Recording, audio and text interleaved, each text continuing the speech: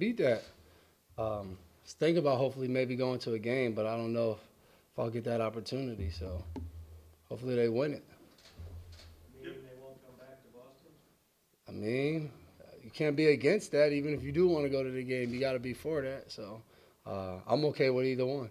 You ever play baseball? No, I'm not. I'm not a baseball player. I almost went to base run in high school, but hitting would have probably been a big struggle for me. You don't think being the good safety, you be good center field?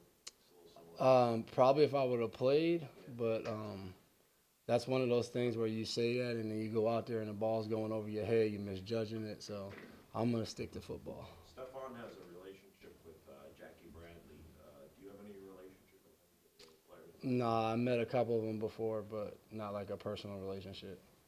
This game that you're having, how important is it for you guys to kind of put records aside and just play To me, it's easy in this type of game. That's probably because I've been here. So I've played Buffalo 2 times a year. Every year I've been here, and records have never mattered. You know, in our division, all these teams play us tough, especially going to Buffalo Monday night.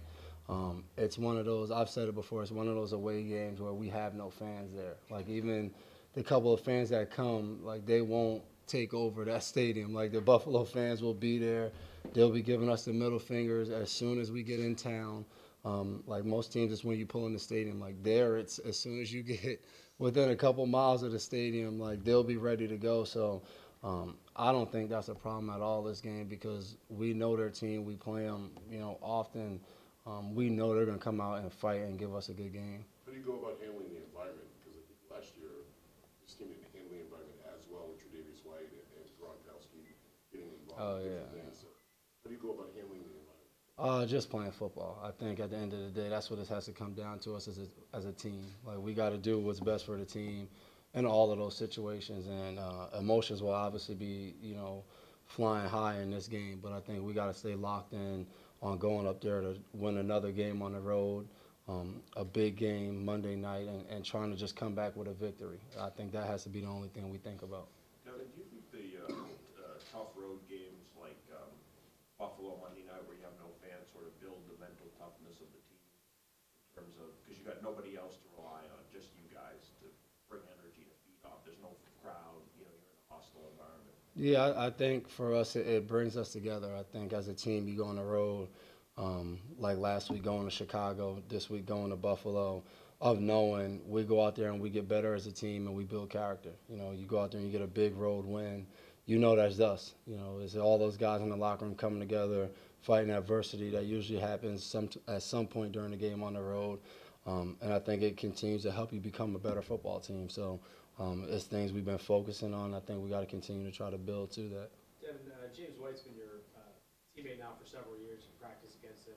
Why do you think he's become such a crucial key part of the offense for you guys? I think for us, James is like that guy that does no wrong. Like I always talk to Josh McDaniels about that, and he always says like James is his guy. He was because you tell him something one time, he does it. You tell him don't fumble the ball, he's high and tight all the time. And it's when you watch him, you see. I don't know all of their techniques or what they're supposed to do, but when you're guarding him, he runs a route the same way, and then another route looks like it. So you're assuming like, dang, James is probably running these routes exactly how they want. And then it's the same thing running the ball. So I think just the consistency and being reliable. I think for us defensively, we know when we go out there on Sunday, if James is in there in any capacity, any role, we have complete confidence, even if we don't know what that is, just because of the type of worker he is and how consistent he is. You get a lot of scouting reports on different players, I'm sure, before the game is going to start. And maybe the scouting report on LaShawn McCoy doesn't tell you exactly how good he is or how hard he is to tackle on the field. How tough is he? I've been trying to tackle the guy since like my sophomore year in college, so I know. I think one thing that always sticks out is, you always talk about like ball security and the ball's always flying around with him. And I think people start to look at that and think like you're going to strip the ball and see that and he'll make you look silly. Very quick, tough to tackle in short space, which is supposed to be easy if you get a guy like that in the phone booth. He'll still make you miss. And we know that. Like he'll run anywhere. A run could be designed to go outside to the left. He ends up all the way outside to the right. So this is a game we talked about this week. It's 11 guys. Like it's not many times we're going to tackle him one-on-one in open field. Like, we got to get as many guys as possible to the ball.